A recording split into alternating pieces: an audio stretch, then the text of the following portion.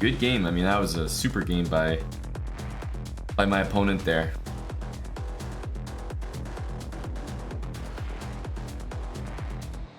We had to earn that win. We had to earn it. All right, I'll play one more. I'll play one more.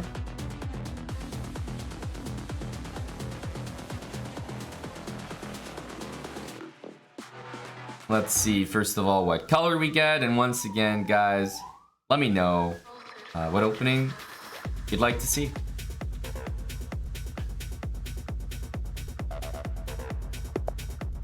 All right, with the black pieces again.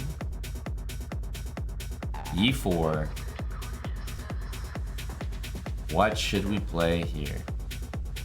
All right, we'll play a Caro-Kann. It's a popular opening. It's a popular opening. You know, there's so many Caro-Kann possibilities after d4. I mean, knight d2, knight c3, bishop d3, f3, e5, takes. So many, truly. Well, let's play d5. I mean, of course, what am I gonna do? Except the most natural first two moves of the game, c6, d5. It's really up to my opponent what variation we play. Takes, push, or a knight move. Those are the most common. All right, so we see the advanced. Thing about the advanced variation is it's one of those moves where the better you are at chess, the more tempted I think you will be to play e5, because engines love space. Engine is always gonna like white here, but I would say that e5 has made more sense to me as I became a stronger player.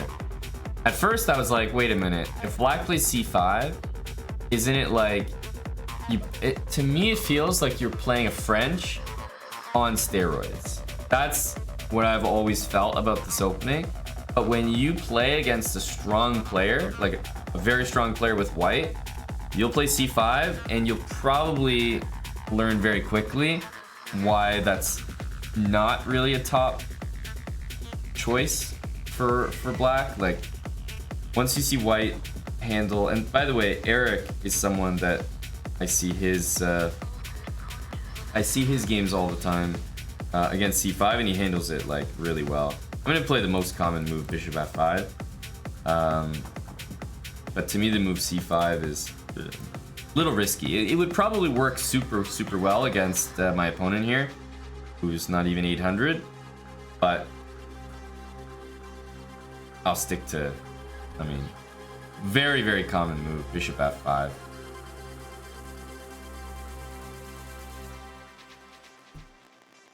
So what's the thing with bishop f5? It's like, well, we want to play e6, but we don't like playing bishop f5. We don't like not being able to play bishop f5. So, okay, g4. We're so far in theory, shall we say.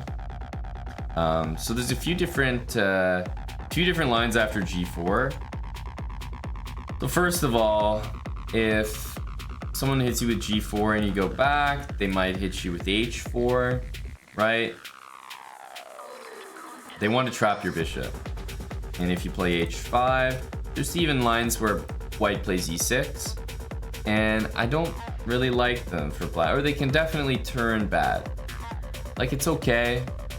It's not something to be very concerned about, but when I see g4, the interesting thing is, if I imagine that this bishop was like just back here, to me the move g4 is just silly. So one of the lines that I've always liked is this, because it doesn't allow e6 to happen by white. I'm gonna play e6, and although I just said, of course, I don't want to play e6 and block my bishop, white's made the move g4, which to me is a very bad move. So now I don't mind playing this exactly like a French. e6, c5, knight c6, queen b6. Now I'm playing French, but my opponent's got these two moves, which to me are absolute nonsense. So I'm gonna do exactly that. Instead of bishop g6, you know, all that stuff's very natural. I know it looks weird to have a bishop literally blocked by every pawn, but I'm just gonna convert it into a French and I'll say, hey, I think those moves suck. Might not be the best way to handle it, but I think it's very logical for black, and you know, the moves all make sense here.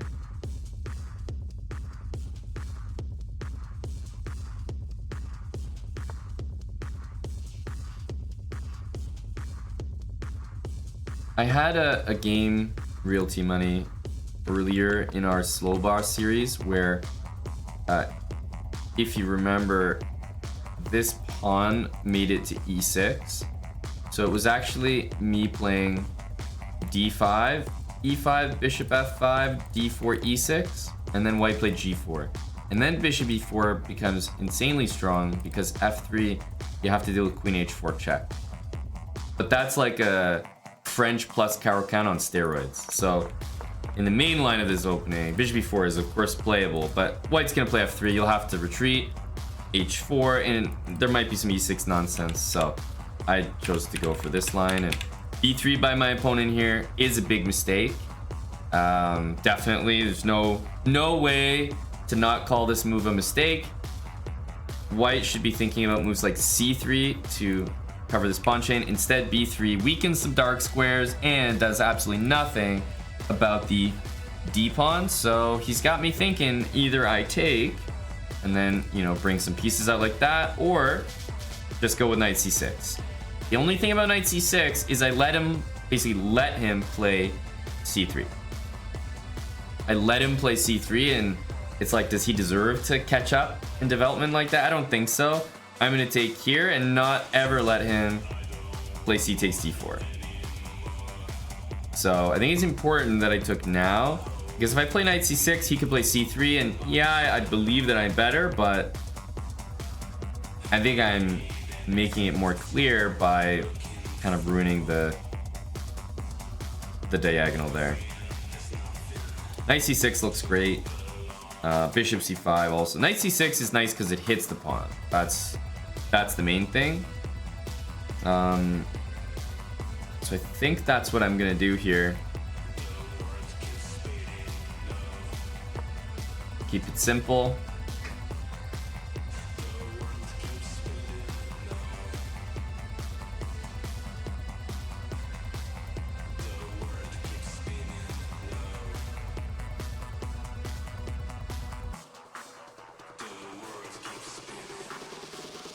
e5, and of course pawn to f4. There's always queen h4 stuff that needs to be careful of. Is queen b6 a move? It's like, yeah, I could play queen b6, but I didn't like the fact that maybe my opponent could go f4, c3, bishop e3. I like holding the move f4 from him because of the move queen h4. It's just not an option for him, so I like that aspect of it. You'll notice my opponent is making a whole heck of a lot of moves. As I said, just coaxing the move h3 and g4 from white earlier has turned his whole game into just nonsense now. There's a hanging pawn in the position, so I'm not really gonna try to come up with a beautiful reason why we're gonna play knight takes c5. It's like, no, that's why we played knight c6. It's hanging. I'm just gonna take it. We don't need to be fancy. And if I get attacked, I'm happy to just come right back to c6. We won the center pawn. We're probably just gonna develop as normal. b3, g4, h4. I mean, these moves are all very disconnected and kind of all over the place.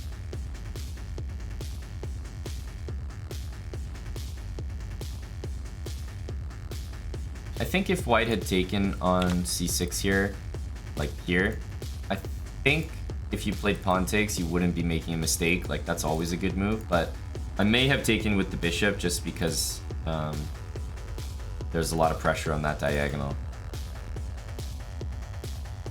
Okay, bishop f4. There are some moves here like bishop d6, queen c7 with ideas like knight d3 to get the bishop. Doesn't win material, but it's playable.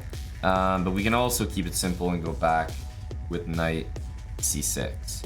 Knight c6, knight b5, there's e5, so we should be okay. There's also knight g6 to hit the bishop and the pawn. Knight g6, bishop g3. Somehow I'm less a fan of that.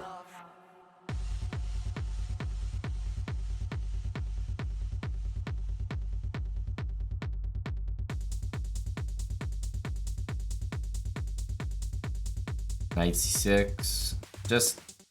It just looks so simple. It's like no need to be extra fancy. I think knight c6 is really easy. However, bishop d6 develops a piece and defends, so bishop d6 is quite tempting.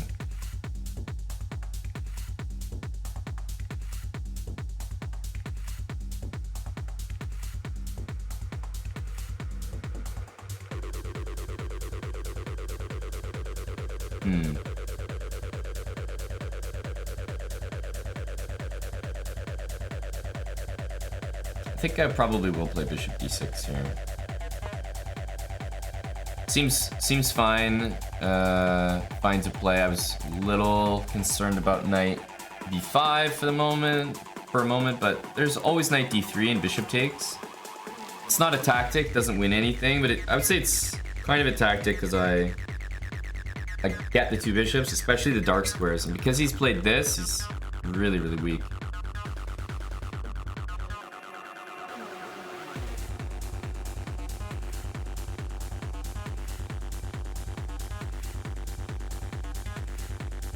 And no, if the pawn was on g2 and like, everything was like that, I would be much more inclined to take with the pawn there. We need two.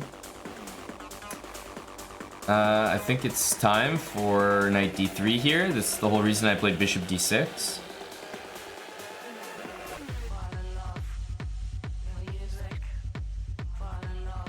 Again, it's not a tactic, but does get the job done. Dark squares are gonna be all mine here. The moves g4 and d3 together have weakened so many valuable dark squares. I know it doesn't seem like much, but I think it's quite relevant here. Of course, I'm also up an entire pawn, and it's a center pawn, so my position is about to be overwhelming.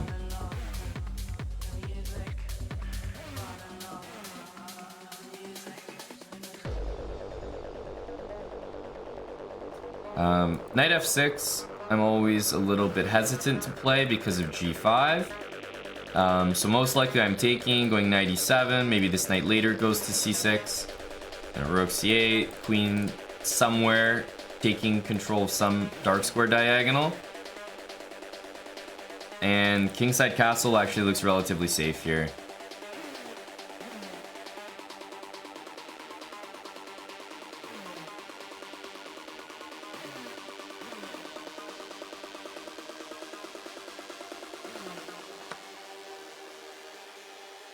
Okay, so we'll take that bishop.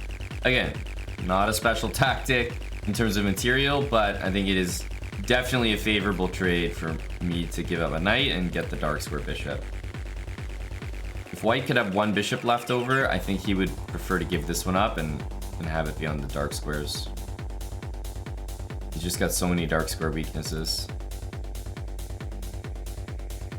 So even though I don't like my opponent's position, if I was playing it as best I could, I suppose I would go maybe like that, or perhaps knight c3. Problem is you're never castling here, so I would want to get castled pretty quick.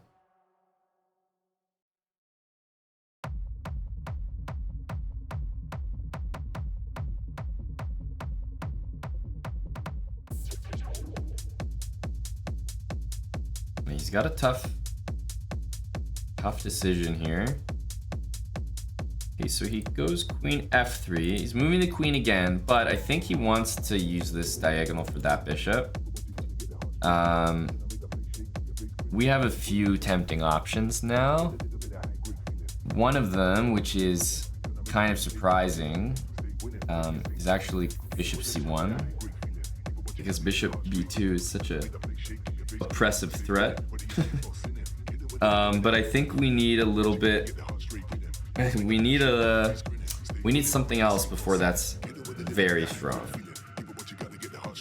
It's a move right now, but it's not. It's probably not too special. Need a second here. Bishop c1 is looking quite tempting.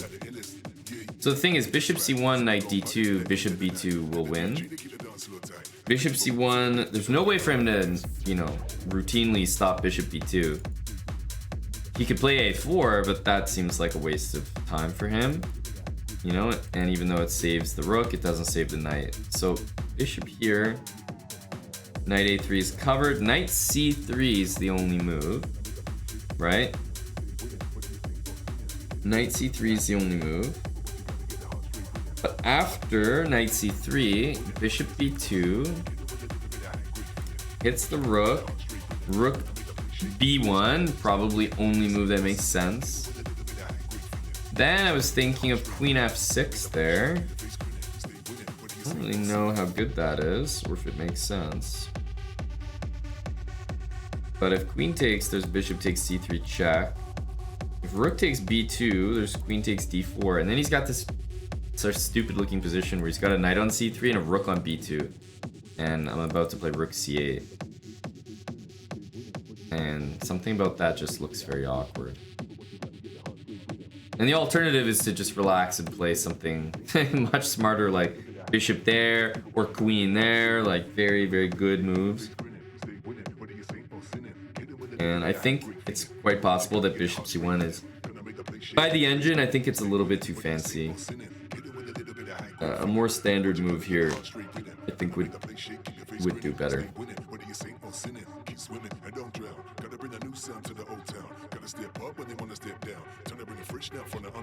That's how we get in it. Girls gon' bring it, guys gon' get it. No time to waste, so we race to the finish. Gotta stay woke, stay up late, gotta illest. Yeah, and that's right. So we're gon' party to the end of the night. To the DJ to keep the dance real tight. Gotta keep on moving from the left to the right. Alright, that's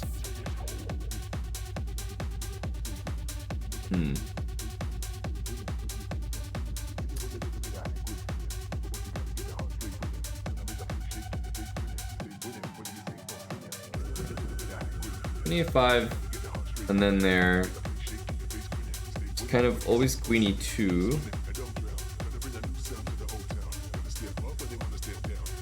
But it could definitely be the case that after queen e2, it doesn't really have any way to develop his pieces, strangely.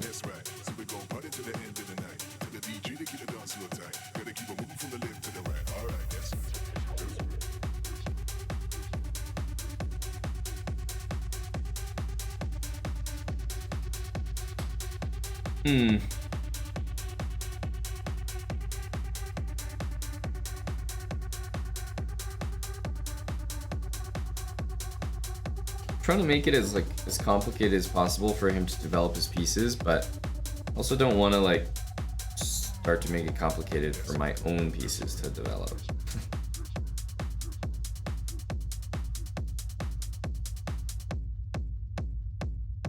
There's something that I will do though, and I think it's queen a5.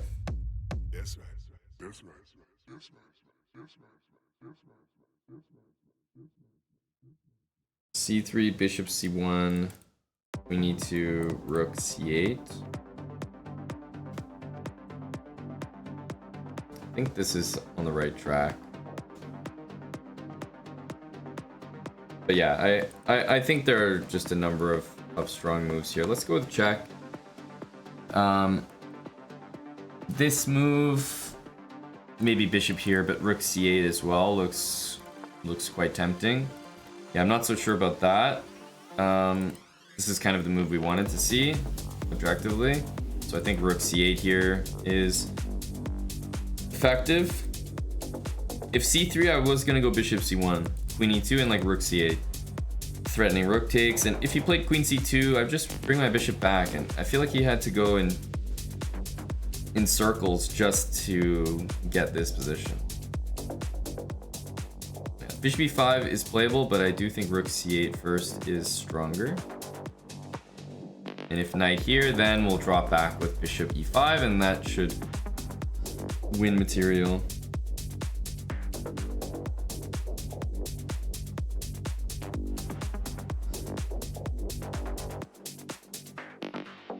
This is all off the back of like, I mean, my bishop's enjoying this square because pawn's on g4. And the only reason that there's all these issues with the position, it's all dark square based, right? It's like this move just killed him as well, and yeah.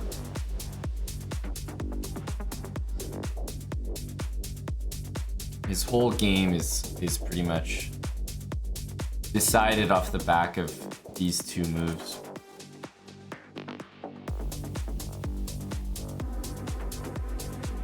It's not that these two moves on their own lost the game. It's not like they were bad enough that it made it unplayable. But these two moves were already inaccuracies.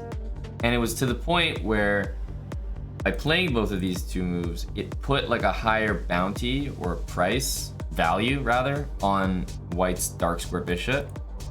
So then for him to nonchalantly play bishop f4 and lose the dark square bishop, that just meant that the game ends. So on their own, they're not really that bad. Like, okay, you can play these moves and survive if you have a dark square bishop. It's not great, but you can survive. You can also lose your dark square bishop, but have these pawns back at home and also survive. But together, it's really, really bad. And now you're losing a piece for sure, unless you play king d2. Not that that helps, but king d2 is the only move that actually defends. But then we have d4 to win the knight for sure here. But yeah, now our coordination is impeccable, and White will lose a piece, if not more.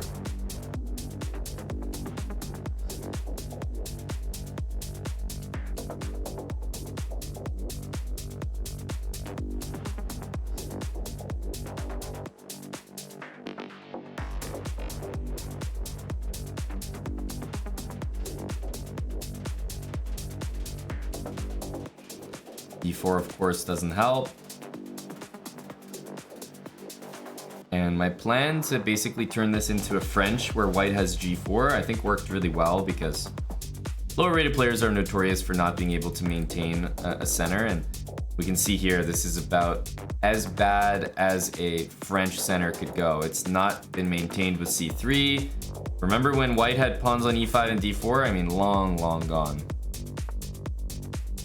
Good move, objectively. This is the right idea.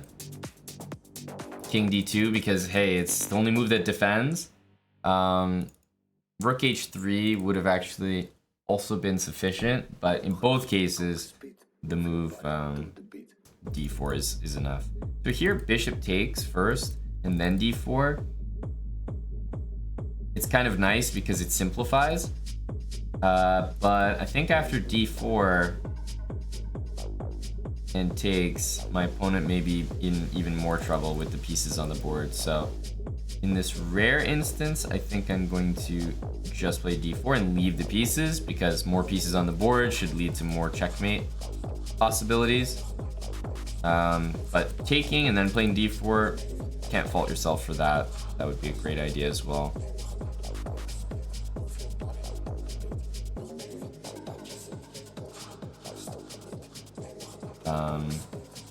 It's possible, by the way, that knight f6 there, in order to play knight e4 check, was also like a top tier move. So I just wasn't really looking for anything better than this, because if I see a position that's completely winning, I'm not gonna think twice. Like, I know it's just done, so I'm not gonna bother. So here walks in the bishop c6, which is he's not gonna like. I can start by taking this knight with check though. I think we want to do that. But yeah, bishop c6. Then the bishop's defended by the queen, which I'm not sure that he's noticing right now. So I'll just take with a check, and my next move, bishop c6, will win even more material, which should be decisive. There's also knight f6, which is a great next move too. If he takes any steps forward, he's probably gonna lose, he's gonna lose more than just that rook. I think he might lose a queen or potentially get mated.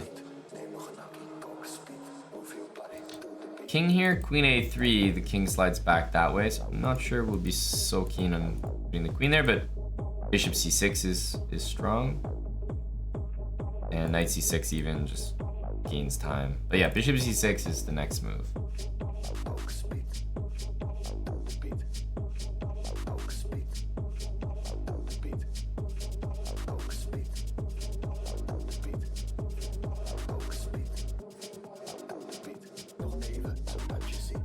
So he's in the think tank trying to determine like where the heck do I put this king.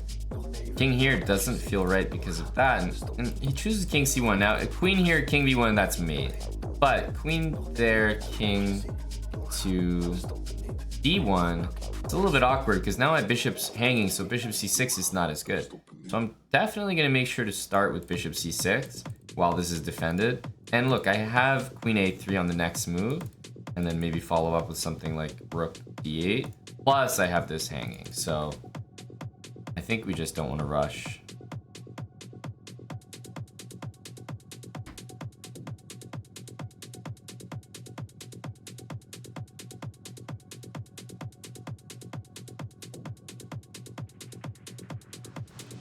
But yeah, queen a3, rook d8, and a hanging rook in the corner.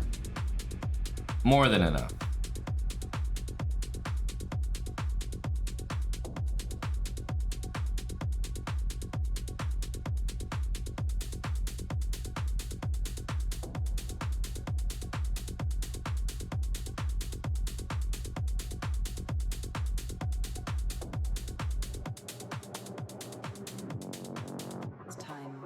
I like the move. I like the move a lot. Queen c4.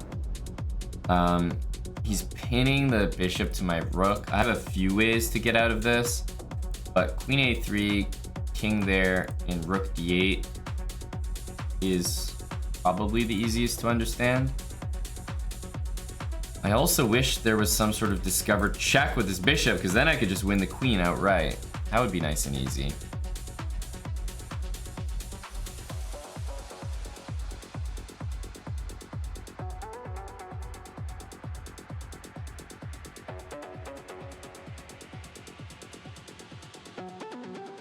Yeah, it's not so clear. Check.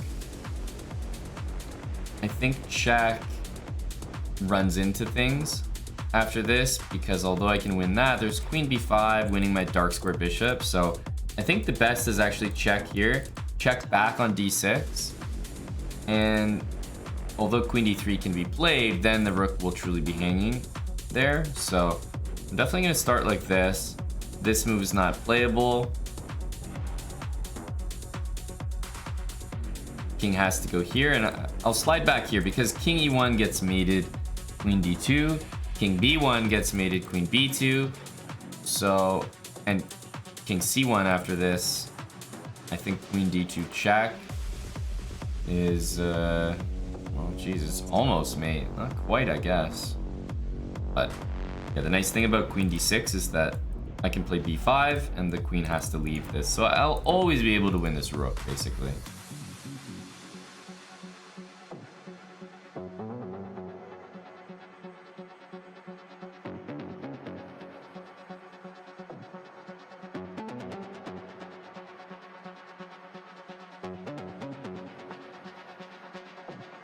Yeah, that looks like the right decision. Again, like I said, can't move this bishop because the rook, and rook here and takes. I just don't like this at the end. So I'm gonna come back with this check. Again, here does look like white is somehow surviving that.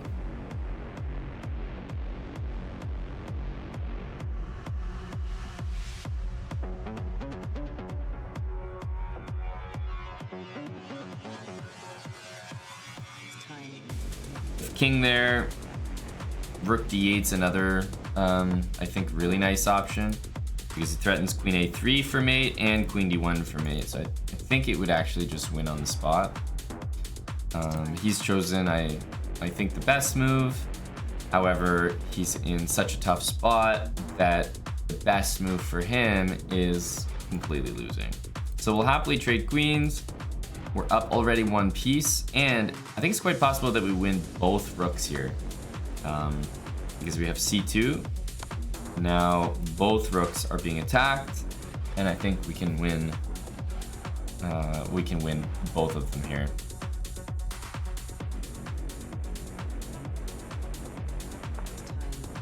Yeah, objectively, I think a very good move, definitely. I'm not sure that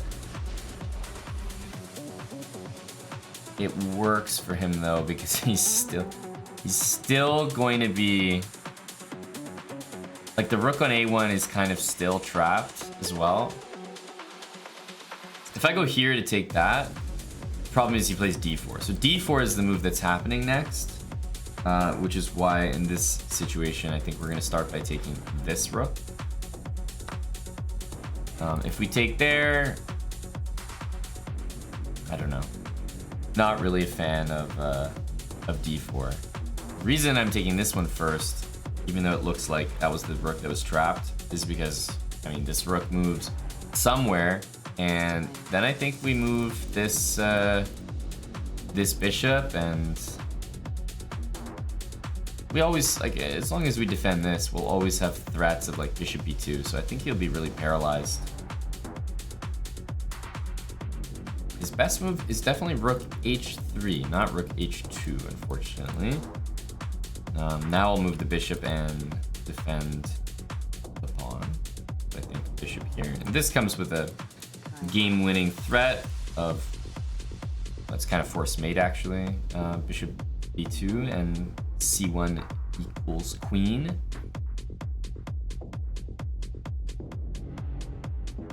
Yeah, we kind of did this without our kingside pieces because it became such a destructive game. But as I've been saying, like, it's just all off the back of these two moves and then losing the dark squares. Losing the dark square bishop and then making the dark squares weak with those two pawn moves was enough to honestly lose the game just off the back of those two decisions.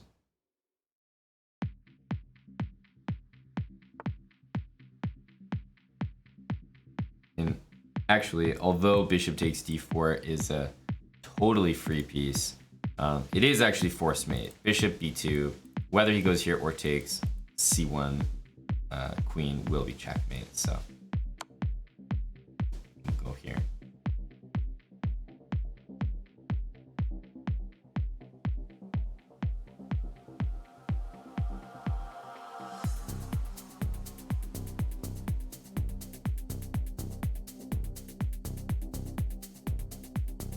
And yeah, no matter which option white chooses, c1 queen will be mate.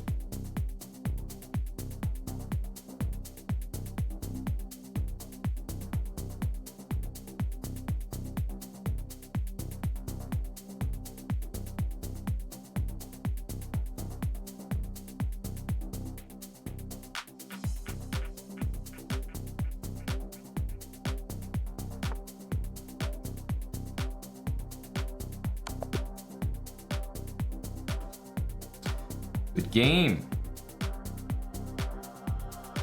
Good game. Let's see here.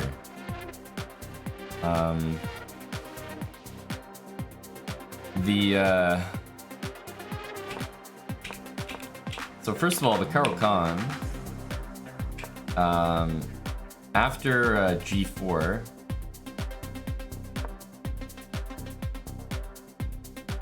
right, there's a lot of moves, as I said. If you ask me,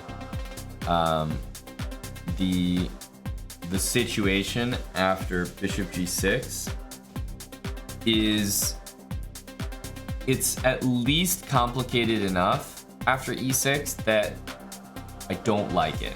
I can say quite sincerely that for me, This is not a position. As you can see, the engine likes it enough for this to be very scary. This is not something that I want to be caught playing. It's just not for me. If white can play a move like this, which completely disrupts the development here for black, and it's engine improved to the point where it's not worse for white, I don't want any part of it. That's just the facts. Bishop e4 can be played, but after bishop e4, you have to put up the exact same line. f3, bishop g6, and e6 once again. Now, it is maybe a little bit better getting the f3 move in. There's no knight f3, but I'll just maintain my opinion. I don't want anything to do with these lines. This is, I just find the lines so annoying. However, if you are gonna play this bishop g6 stuff, I would slot the bishop into e4 and then go back. It's a much better version because now white doesn't have knight f3, so slightly preferable in my opinion. However, the third best move, but absolutely a main move, is bishop d7, because now white kind of has this random g-pawn there, and it's like, well, if black's not going this way, then there's no point of the g-pawn being there. It's just kind of there. And it definitely takes and you can see already a blunder, mistake by white. And we're just treating this like a French. Just treating it like a French. h4 is a mistake we're taking here. Bishop d6 coming in, and we take control of the dark squares, and things are already uncomfortable, I would say. So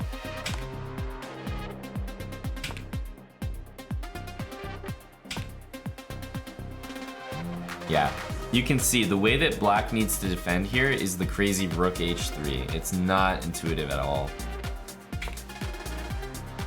Yeah, now there are problems here. And this is what I was saying, by the way. I saw a free piece like this and I just played it, but actually knight f6 would be stronger because knight f6 threatens this, which wins the free piece anyway, and even if it gets defended, it still wins a piece. Plus, I could play d4 after rook h3. So I did realize knight f6 was stronger here, but I mean, you can't hate on a move like d4 winning an entire free knight. It's like, it's always gonna be good. Takes, king there, bring the bishop. We know we're going to win material in the corner. Queen a3, king d1. Queen d6 I think is just an accurate move here. And he has to play queen there. Yeah, all other moves look insufficient. And we throw in c2. Take on a1. Again, not h1 because there's d3, d4 possible. So definitely bishop takes a1. And then here, yeah, bishop f3 to remove the knight, and we're able to win the game like that.